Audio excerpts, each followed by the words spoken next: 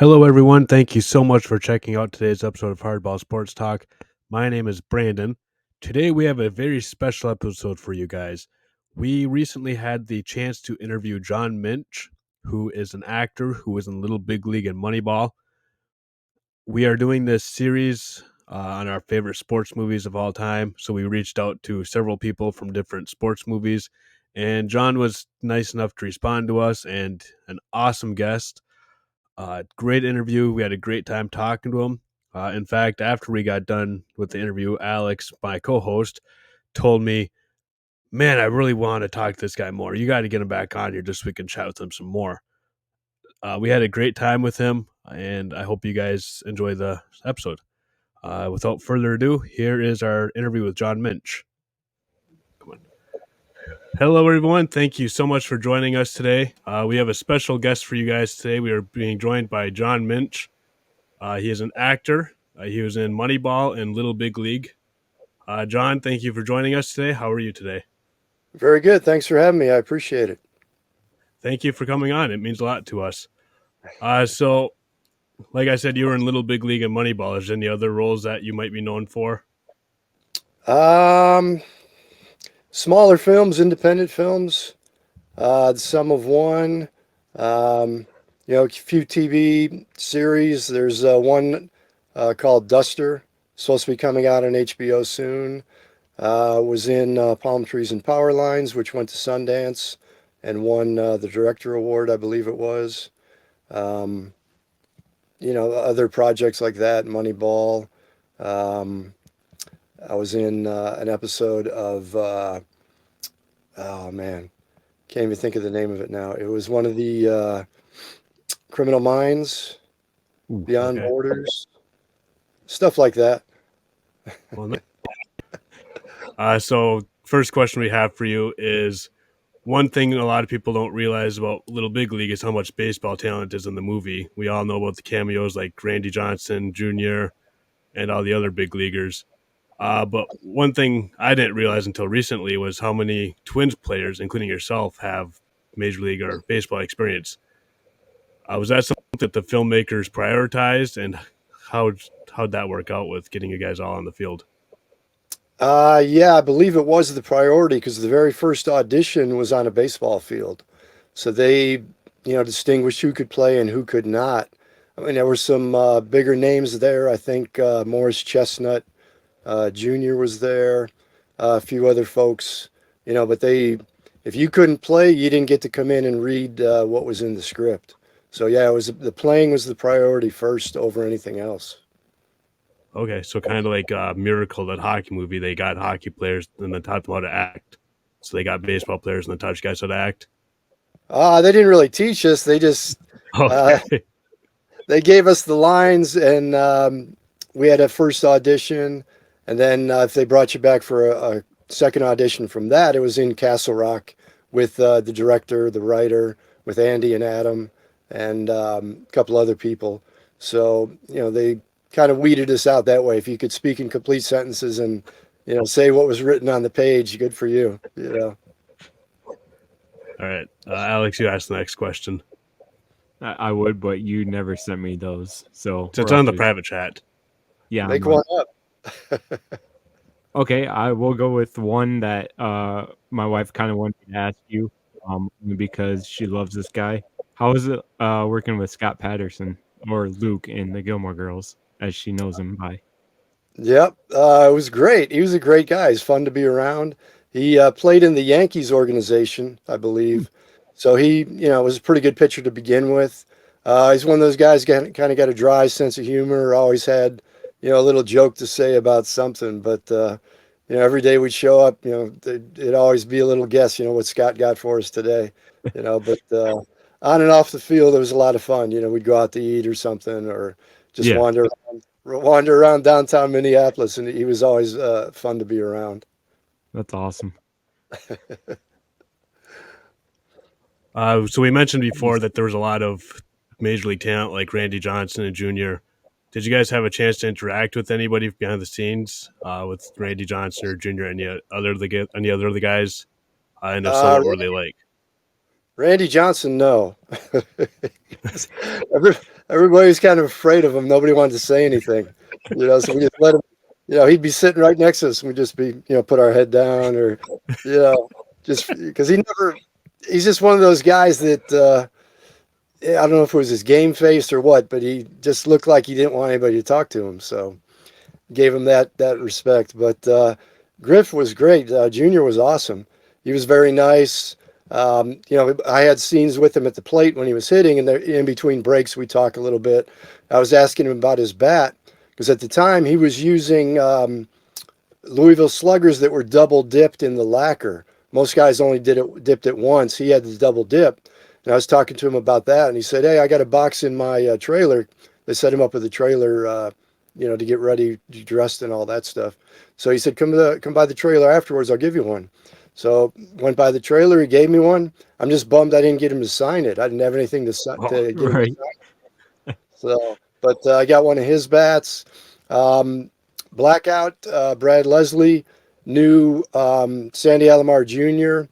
and Carlos Baerga. So they came over to the hotel one night, and those guys went out. And, everybody else was just very nice, friendly. Buddy of mine knew Dave Magadan and played with him and against him. So I kind of helped him. He had to slide a couple times. I said, "Man, they're gonna ask you to do it as many times as you possibly can. So either get some knee pads or draw a line and just say, 'Hey, I'm doing 3,' and that's it." So, but That's awesome.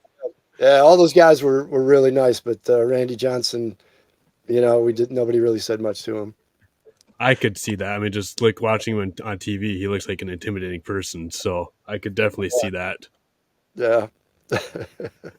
Alex, What was it like working with Luke Edwards at the time, and were the child labor laws the same as they were today in filming? I don't know, but there was a teacher on the set the entire time. So there were certain, he could work X amount of hours, but then he had to have school for a certain amount of time. So everybody got to know his teacher. He was like part of the crew. He was there every day helping Luke out. But, we were quite a bit older than him. His mom was there. She was great. Everybody got to know her really well. And, Luke was a really good guy. I didn't know the extent of his acting experience or baseball experience, but we just kind of went with it, We hung out, played jokes on him, and I had a little. They told us to dress up our lockers like we would if we were playing. So I was reading the paper one day and saw a little cartoon. There was actually a picture of a kid in a dinosaur suit. So I cut it out, put it up on my locker, and wrote underneath it, "Our manager." So. If you can see it when they scan the locker, it's up there somewhere right next to Dan Howard is reproduced again. So That's awesome. I'll have to look for that next time I watch. Yeah. You meant. Oh, go ahead. Apparently, somebody that's into cards, or it might have been Topps or somebody, found it, froze it, and wrote. It was in an article about baseball cards in random places, I guess. Dan Howard sent me that. I forget what it was, but yeah. So if you get a chance, freeze when they go to my locker. See if you can pick out Luke in the dinosaur suit. Yeah. Awesome. You mentioned that you were in Minneapolis. I'm assuming they filmed at the Metrodome. Yes, they did. Okay. How did that work out with the Twins schedule? Did you guys do it on their off days or during the off season, or how did that work out with the Twins, or even the Vikings? I guess because they played there too. Yeah, we shot mostly on the Twins off days. I guess when they were in town, they scheduled it so we were out in St. Paul in the locker room set up. And then after the season, we had free reign pretty much, and then just worked around the Vikings. I think we were only there till Halloween in that area, end of October, I believe. So it wasn't that bad. But, it was crazy being in the dome. You heard about the ceiling and all that stuff. The first day we were out there, we were taking, batting practice and working out. And I was in the outfield shagging balls. So somebody hit a fly ball out to me and right. And I, took my eye off the ball to go back and get it and turned around and looked up in the dome and I saw nothing. I couldn't even see the ball. I was about ready to put my glove over my head and literally about 20 feet from me, the ball just popped up and boom, I caught it. But they weren't joking about that ceiling. That was something. Yeah, that's awesome.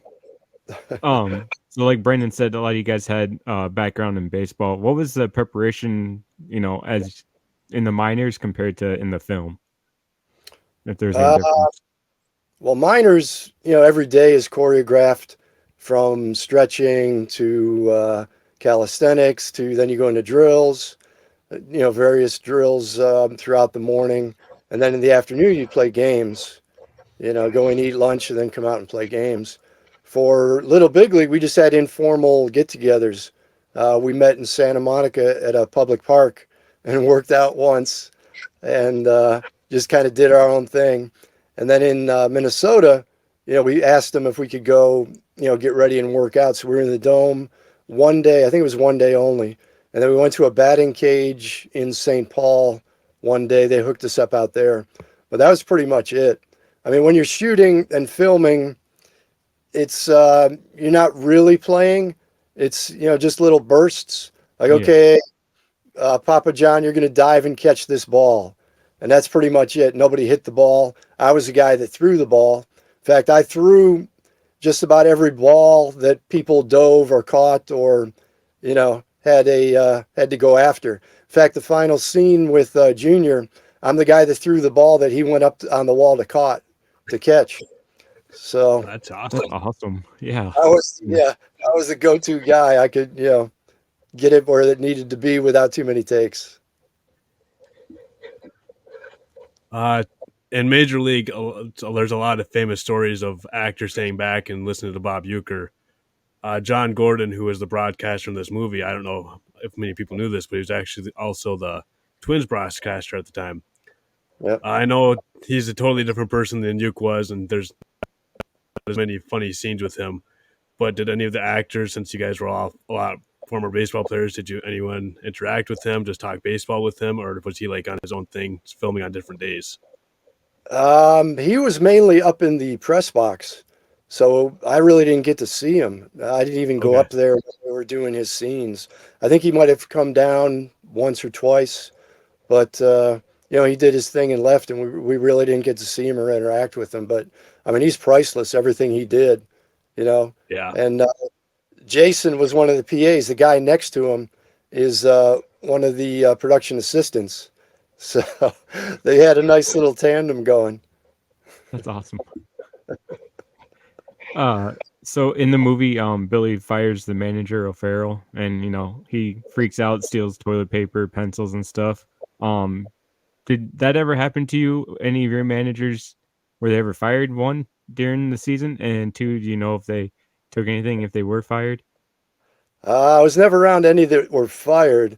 One guy, visiting manager, we're playing up in Medford, Oregon in the Northwest League. Late in the season, I think he was with the Angels, the Salem Angels. Dave McAmer. I remember his name, so if he hears it, uh, nothing but respect and admiration for what you did, Dave. But he got tossed, and in the middle of the game, and I think there was a mascot. I don't think it was the San Diego Chicken, but was some kind of mascot was there.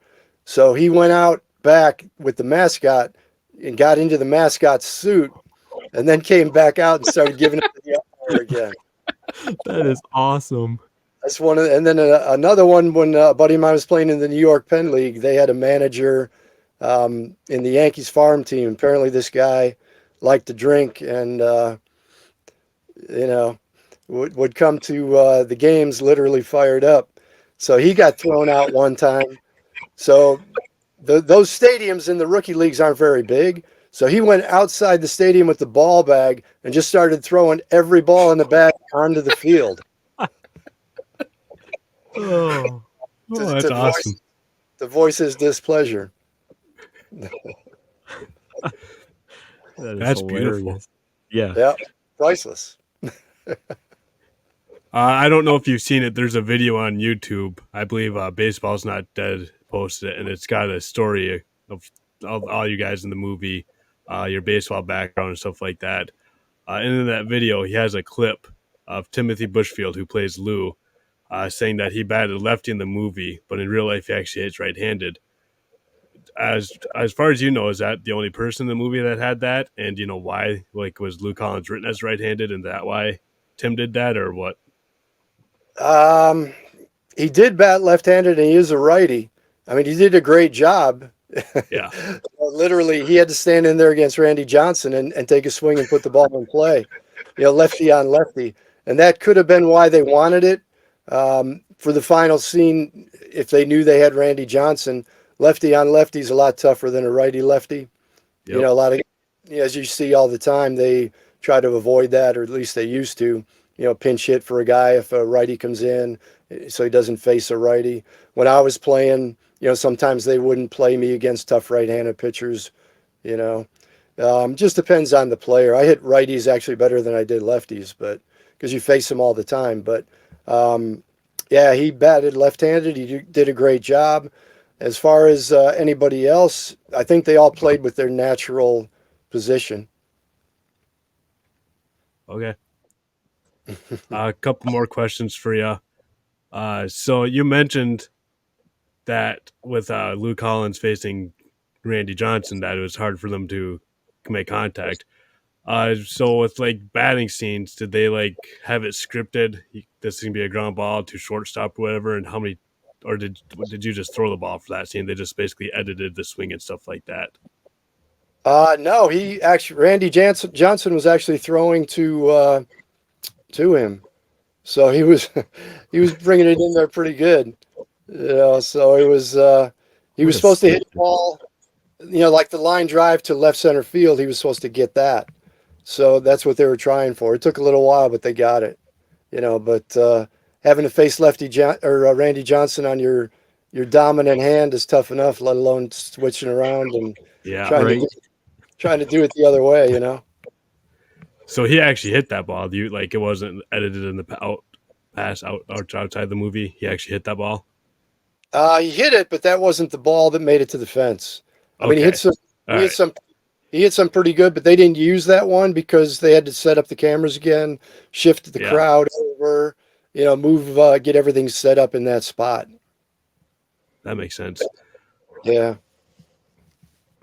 All right, and then the Well, last question we have oh, for yeah. you, unless if you have one other one, I, Alex. I have two more I just thought of, but you Okay, can go ahead. Yeah. Go ahead. Fire away. go ahead, Alex. Oh, you just kind of said it with the crowd. What was it? Did the crowd try to get any autographs from you guys, or were they all people from the streets that are like, hey, come be part of this movie and we'll give you this or something? No, they didn't pay much attention to us, to tell you the truth. Uh, they were extras that the Minnesota Film Board got, so they were paid to be there for the times they were there. A lot of people kept coming back, which was nice. But they had a lot of cardboard cutouts that they used to mix in. So they were throughout the stadium, different cutouts of people. They didn't have any of us, or they might have been one production guy, but cutouts and the people, they just kept moving them around to fill in. And then I guess in the final shot, they did use some CGI or whatever was available at the time to kind of add to the crowd. Okay. Yeah. Do you have any special stories from Moneyball or anything on the set with that movie? I know we've talked about Little Big League a lot, but you're also in Moneyball. Do you have any Yep. fun stories from the set on that? Uh, I got to eat lunch with Philip Seymour Hoffman a few times. Great guy, unbelievable. That I was around him, and just such a nice, down to earth guy. We'd talk in between scenes. I tried to give him, for whatever it was worth, my baseball perspective. As the manager, you're constantly thinking 10 steps ahead. There's no time where you really just relax. So when he was going out to the mound, I would tell him, this is huge decision. Is this going to work? Is it not going to work? And every time he went out there, he would do something different. He'd put his head down, or he'd walk a different way, or his hand would be moving a little bit. But it was fascinating to watch him work. Everything he did, every take was just a little bit different. He gave something a little bit more. And then eating lunch, I mean, he's a sports fan.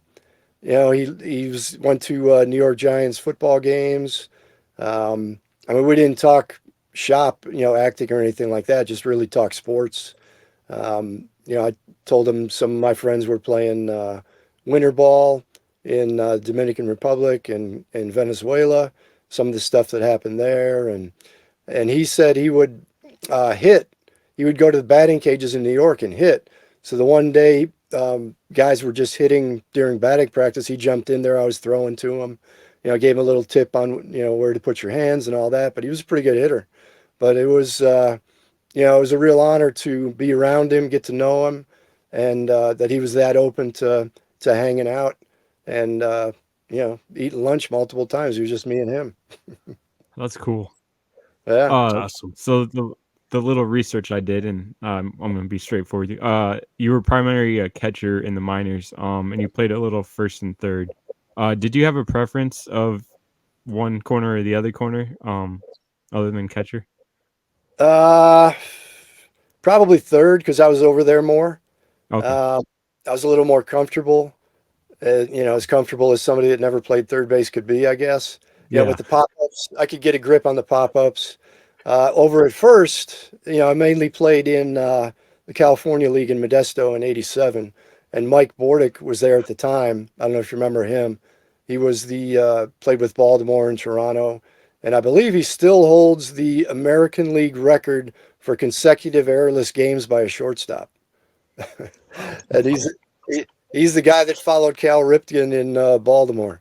Because I remember Danny Howard called him up one day in the off season, asked him, "Say, hey, Bordy, how you doing? What's going on?" He goes, "Oh, not much, just clearing some brush, replacing Cal. No big deal." But when I was at first and he was at second, or whoever was at second, I'd say, "Man, any pop up this way, you come and get it because I want no part of it." So, but at third, I mean, I started working at third in spring training in '87, and after a couple practices, it was just me and Mark McGuire over there. Everybody's gone, stadium's empty, just me and Mark McGuire taking ground balls, throwing over to first. And I never played third. I don't know how much he played, but I felt bad for the guy. He he made me look good. He was really struggling. So next thing you know, he's at first and he's the rookie of the year. So I guess it worked out all right. That's awesome. Yeah, I did.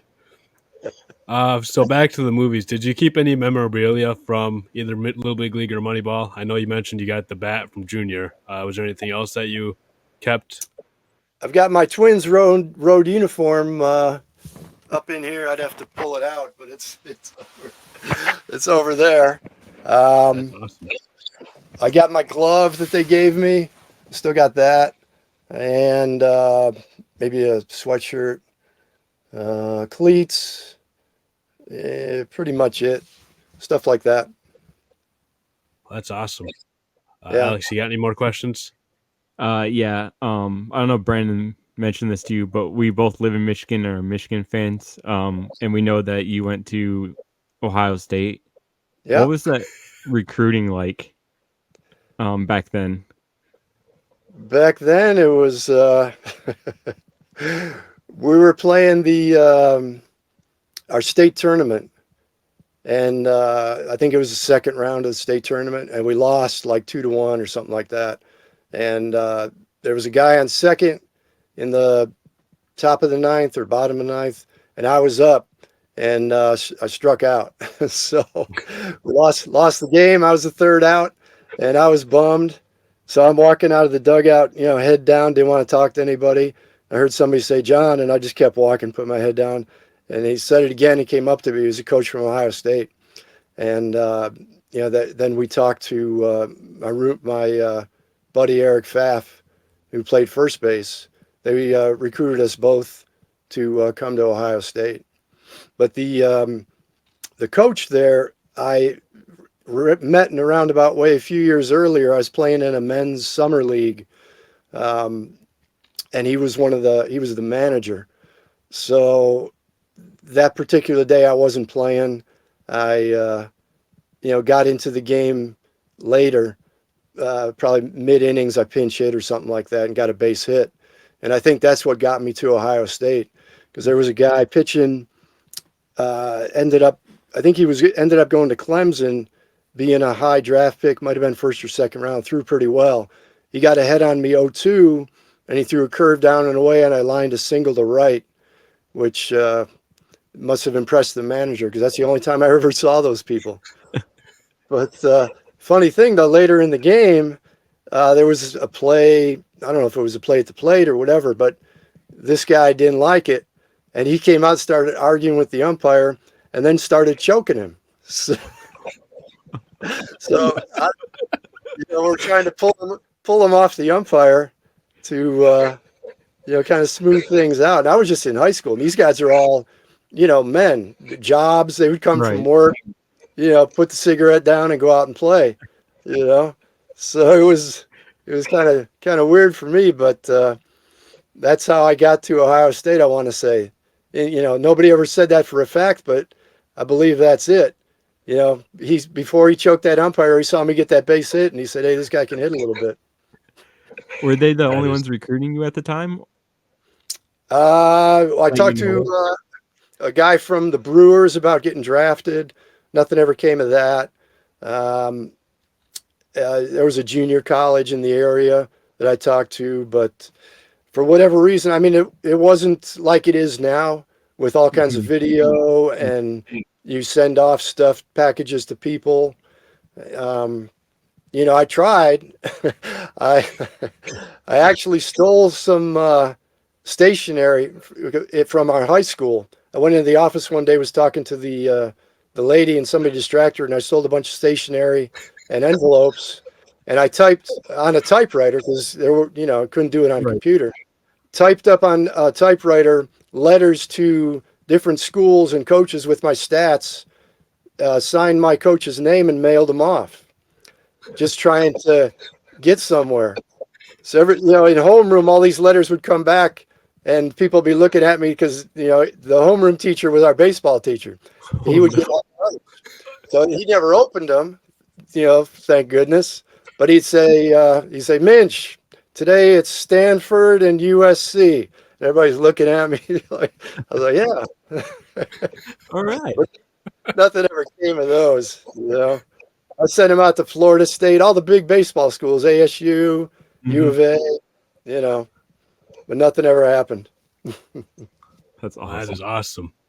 Tried to make things happen, but nothing happened.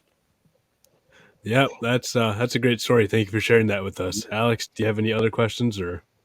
No, I don't. Nope.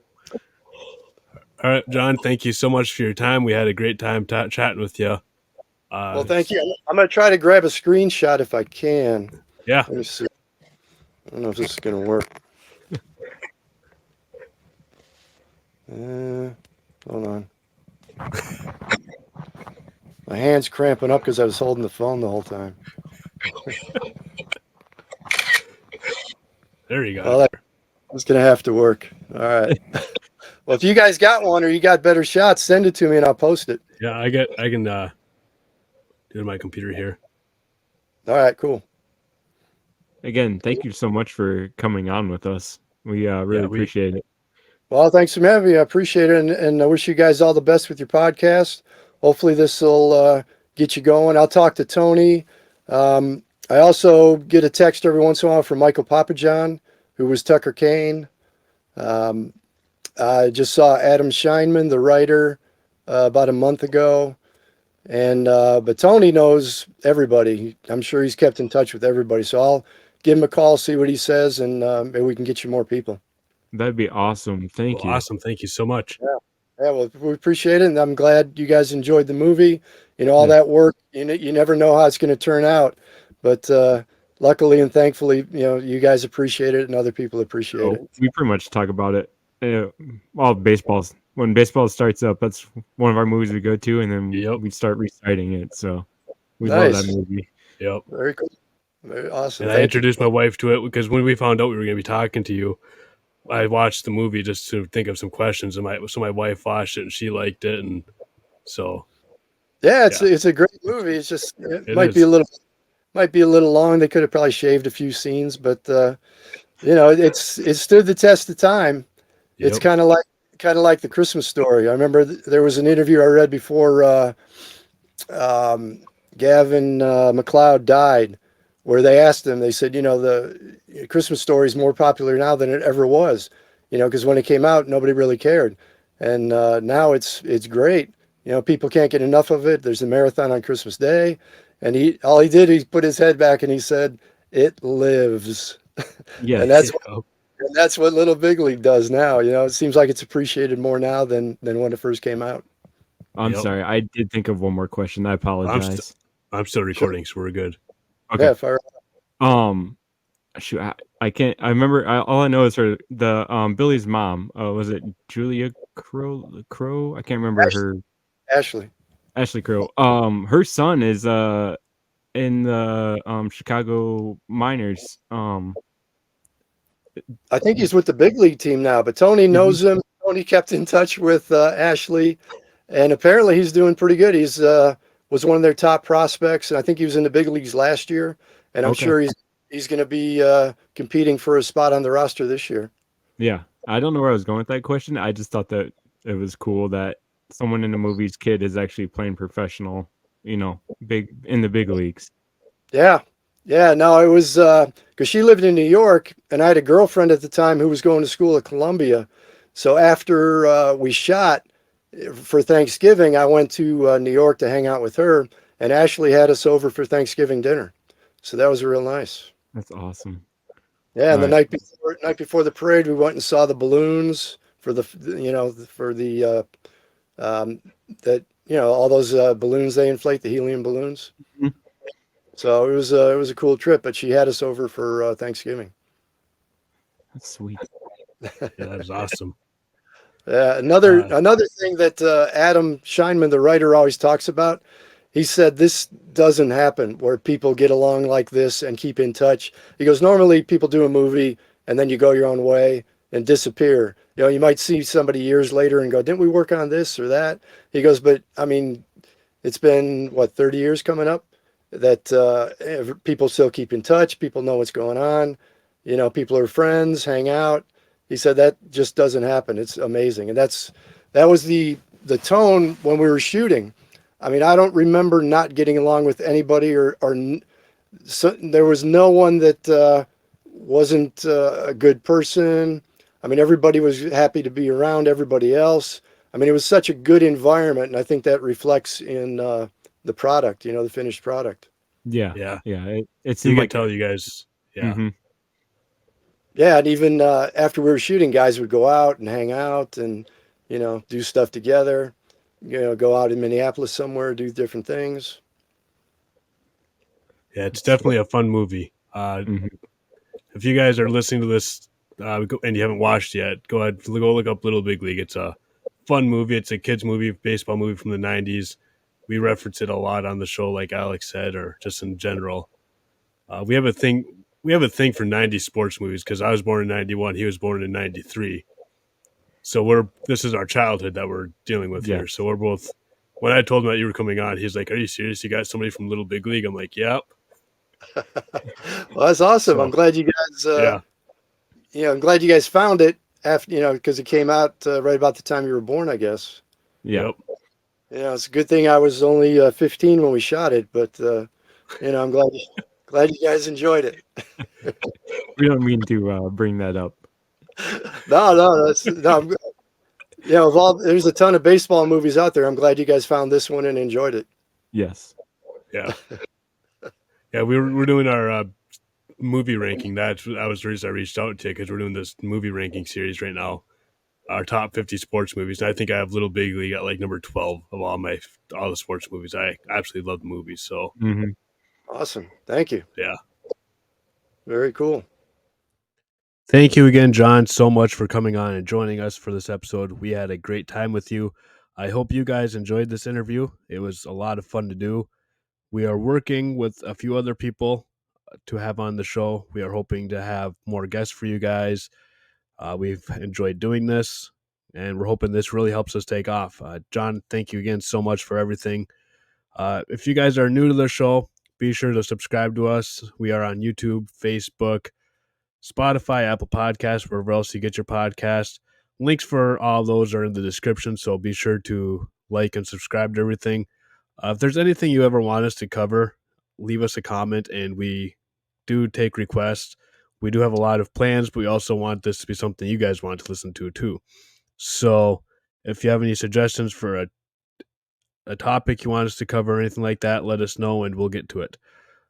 Thank you guys so much for checking us out. We hope you enjoyed us and have a great day.